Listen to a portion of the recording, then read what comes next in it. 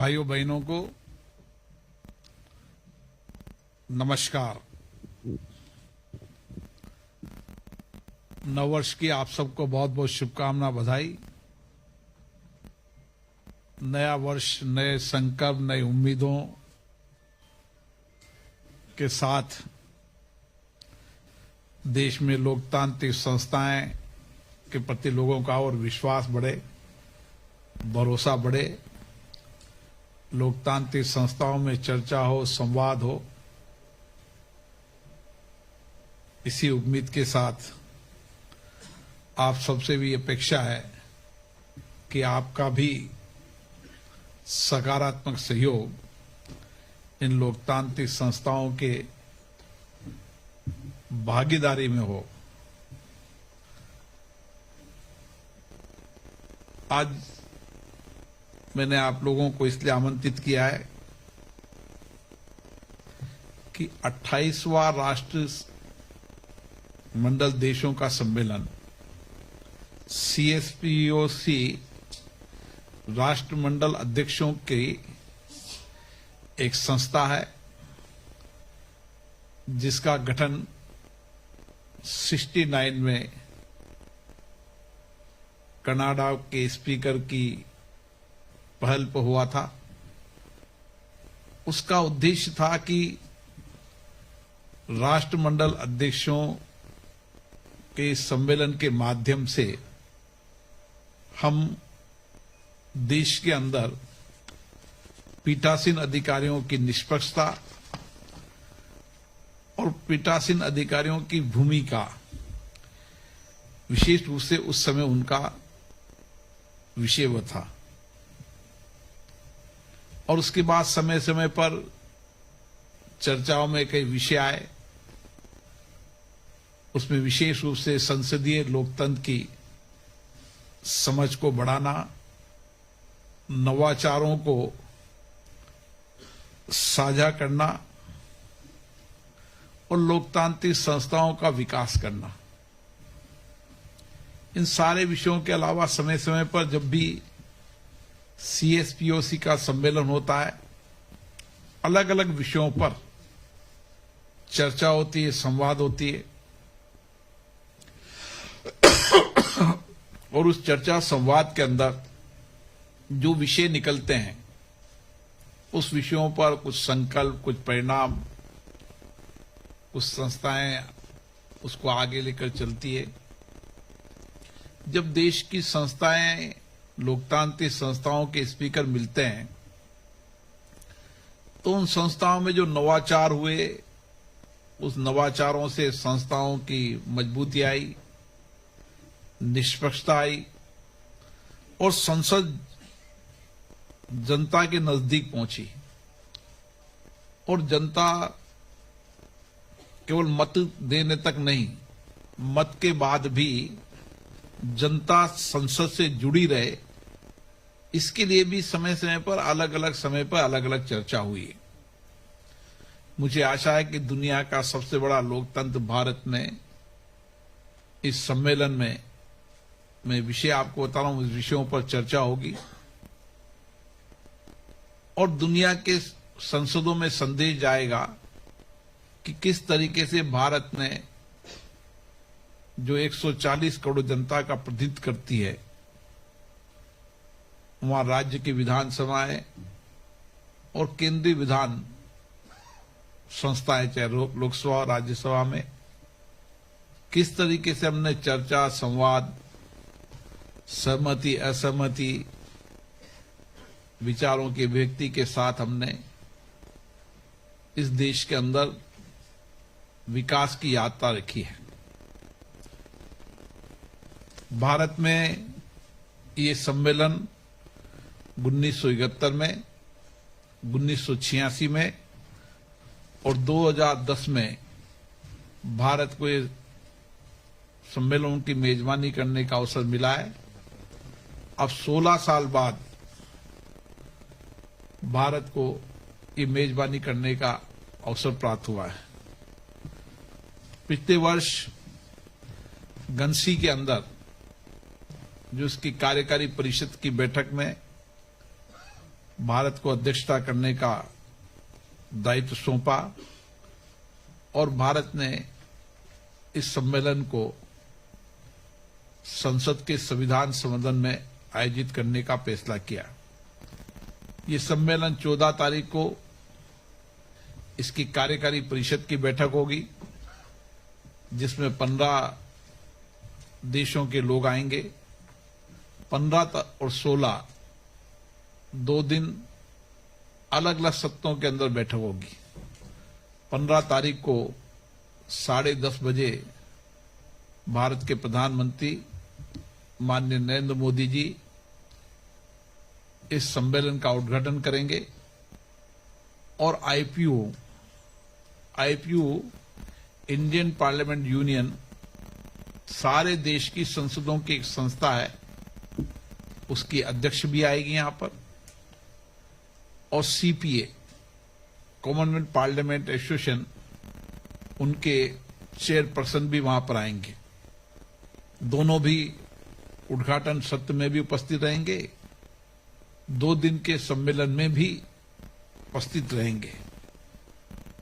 जो सम्मेलन के मुख्य विषय हैं वे संसद में आर्टिफिशियल इंटेलिजेंस एआई का प्रयोग, नवाचार, निगरानी और अनुकूल संतुलन बनाकर रखना, सोशल मीडिया और सांसदों का प्रभाव, नागरिकों के बीच संसद की समझ का विस्तार करने तथा संसदीय प्रक्रिया में उनकी सहभागिता को मतदान के बाद भी बढ़ाने की चर्चा, संसद सदस्यों द्वारा संसदीय कर्मियों की सुरक्षा, स्वास्थ्य और कल्याण, और 5वां विशेष सत्र लोकतांत्रिक संस्थाओं की मजबूती करने में अध्यक्षों पीठासीन अधिकारियों की भूमिका।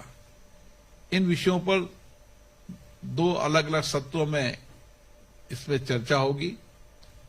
हमारे लोकसभा और राज्यसभा के पुराने जो सभा कक्ष है उनमें इन सभी अध्यक्षों को 2 अलग अलग कक्षों में बांटकर 2 दिन तक लगातार चर्चा होगी। हमने कोशिश की है कि इसमें देश के अधिकतम लोगों की भागीदारी हो, विशेष रूप से नौजवानों की भागीदारी हो, और इसके लिए अलग अलग विश्वविद्यालयों के जो पब्लिक पॉलिसी पर, लॉ पर काम कर रहे हैं वो विद्यार्थी भी दर्शक दीर्घा में रहेंगे, ताकि वह भी इस सीएसपीओ के सम्मेलन के ज्ञान का लाभ प्राप्त कर सकें। और इसका सीधा लाइव भी रहेगा, संसद टीवी पे भी रहेगा, और जो इसकी ऐप बनाई उसमें भी डायरेक्ट लाइव रहेगा, ताकि देश के अन्य लोग भी इससे जुड़ सकें। उसके बाद भारत की विविधताएं जो विशेष रूप से हमारे पर्यटन के रूप में है, देश और दुनिया के लोगों को पर्यटन में आकर्षित कर सकें, इसके लिए जयपुर जिसकी विशेष स्थान है वहां इनके टूर प्रोग्राम का आयोजन रखा गया है। इसमें 61 स्पीकर्स इसमें उपस्थित रहेंगे और विशेष रूप से अभी तक सीएसपीओ के कॉन्फ्रेंस में सबसे ज्यादा भागीदारी भारत में रहेगी। हमने आग्रह किया है कि संसद के स्पीकर्स यहां पर आए और जयपुर के अलग भी अगर विविधताएं वाले अलग अलग क्षेत्र में जाना चाहते हैं तो हम उनकी व्यवस्था निश्चित रूप से करेंगे। इसमें 15 अर्धशासित स्वायत्त संसदें भी आमंत्रित करते हैं और उनको भी हमने आमंत्रित किया है, और मुझे लगता है कि अधिकतम अर्धशासित संस्थाएं भी इसमें शामिल होगी। इसके साथ हमने कुछ नई तकनीकी के हिसाब से कुछ ऐप भी डेवलप की हैं, जिस ऐप के अंदर सारा सिस्टम उनके पास रहेगा और सारी कॉन्फ्रेंस में हमने कोई कागज का प्रयोग नहीं किया। उनके आमंत्रण से लेकर उनके आने तक सारी प्रक्रिया को हमने ऑनलाइन किया और इसीलिए इसको web based management system mobile app हमने डेवलप किया है। आपको भी ये ऐप का एक्सेस मिलेगा ताकि मीडिया के लोग जिन भी देश के स्पीकर से चर्चा करना चाहेंगे और उनकी अगर सहमति होगी तो वह सुविधा भी हम यहाँ पर उपलब्ध कराएंगे ताकि दुनिया के अन्य संसद सदस्यों से भी आपका विचार विमर्श हो सके, चर्चा हो सके।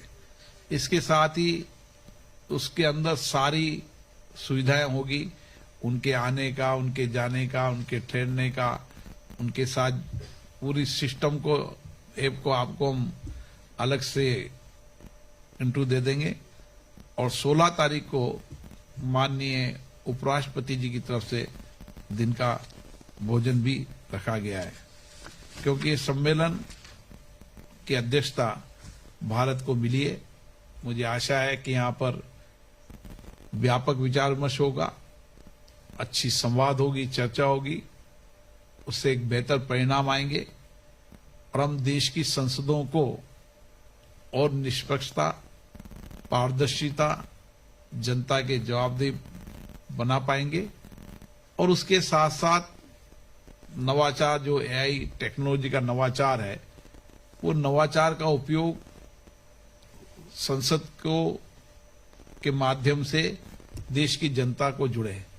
हमेशा संसद सदस्यों की भी और विशेष रूप से पार्लियामेंट की भी ये जिम्मेदारी रहती है कि वह जो कुछ भी पार्लियामेंट में होता है उसकी ज्यादा से ज्यादा एक्सेस जनता को रहे। जनता की सहभागिता, जनता की भागीदारी, यही लोकतंत्र की ताकत है। और इसीलिए हमने प्रयास, कई तरीके के प्रयास किए हैं जिसमें आपको परिणाम भी मिलेंगे। पहली बार 22 भाषाएं का समांतर अनुवाद भारत की संसद में हो रहा है और पिछली बार भी कई माननीय सदस्यों ने अपनी अपनी क्षेत्रीय भाषाओं में अपने अपने विचार रखे। मुझे आशा है कि इस बार की संसद के बजट सत्र में 22 भाषाओं में अलग अलग क्षेत्र के माननीय संसद सदस्य विचार रखेंगे। ये भी भारत के लोकतंत्र में एक इतिहास रहेगा कि भारत की कितनी बड़ी विविधता है, क्योंकि भाषा की विविधताएं भी हमें जोड़ती है और अलग अलग राज्यों से आने वाले जनप्रतिनिधि अपनी भाषा में जोड़ेंगे तो भारत की संस्कृति, भाषा की भाषा, जो हम कहते हैं कि अलग अलग बोली, अलग अलग भाषा, भारत की विविधता है, वो ताकत भी देश और दुनिया के लोग देखेंगे। और दुनिया के अंदर भी अभी भारत की संसदीय है जहां 22 भाषाओं में एक साथ समानता अनुवाद है। हमारी कोशिश है कि आने वाले बजट सत्र के अगले सत्र में हम 22 भाषाओं के अंदर एआई के माध्यम से उनको सारे कागज भी, उनके जितने भी सूचनाएं हैं, अलग अलग जो समय समय पर सदन में जो पेपर्स की आवश्यकता होती है, उस दिशा के हम काम कर रहे हैं। अभी 10 भाषाओं में कर पाए, लेकिन मुझे आशा है कि जल्दी हम 22 भाषाओं के अंदर ये सारे परिपत्र भी हम 22 भाषाओं में लोगों को उपलब्ध कराते रहेंगे। इसी के साथ आप सबको बहुत शुभकामनाएं। आने वाले समय में हमारी कोशिश है कि दुनिया की संसदों से भारत का संवाद अधिक बढ़े, इसलिए हम संसद सदस्यों के फ्रेंडशिप ग्रुप बनाने की दिशा की ओर आगे बढ़ रहे हैं ताकि भारत की संसद सदस्य अन्य देशों के संसद सदस्यों के साथ आपस में मिलकर बातचीत, चर्चा कर किस तरीके से भारत के लोकतंत्र को, दुनिया के लोकतंत्र को सशक्त, मजबूत बनाया जा सकता है। और संसद सदस्य आपस में चर्चा करेंगे, संवाद करेंगे तो बेस्ट प्रैक्टिस को साझा करेंगे। हमेशा चाहे इंटरनेशनल कॉन्फ्रेंस में हमेशा ये विचार रहता है कि ज्यादा से ज्यादा लोगों की भागीदारी बढ़े, संस्थाओं की जिम्मेदारी बढ़े, संस्थाओं पे लोकतंत्र के प्रति लोगों का विश्वास भरोसा बढ़े, इस दिशा के अंदर भारत की संसद लगातार काम कर रही है। और हमने डिजिटल संसद के रूप में भी, जो पिछली बार मैंने बताया था कि इस बार के सारे बजट, सारे राज्यों के बजट भी आपको डिजिटल संसद पर एक प्लेटफॉर्म पर मिलेंगे। जब भी अब राज्य विधानसभा बजट सत्र में बजट जारी करेगी, वो सारे बजट आने वाले समय में आपको डिजिटल संसद में एक प्लेटफॉर्म पर आप देख सकते हैं। हमने राज्य की विधानसभाओं का है कि उनके पुराने पेपर्स को भी वो डिजिटाइजेशन कर लें। यूपी में 19, 20, 21 को जो हमारी स्पीकर कॉन्फ्रेंस में, उसमें हम और प्रयास करेंगे कि आने वाले समय में 100% सभी राज्य की विधानसभाएं डिजिटाइजेशन हो जाए, उनके पुराने रिकॉर्ड डिजिटाइजेशन हो जाए, ताकि हम डिजिटल संसद पर एक प्लेटफॉर्म पर देश की सारी विधायन संस्थाओं की कार्रवाई को एक प्लेटफॉर्म पर आप देख सकें। आप सबको बहुत धन्यवाद।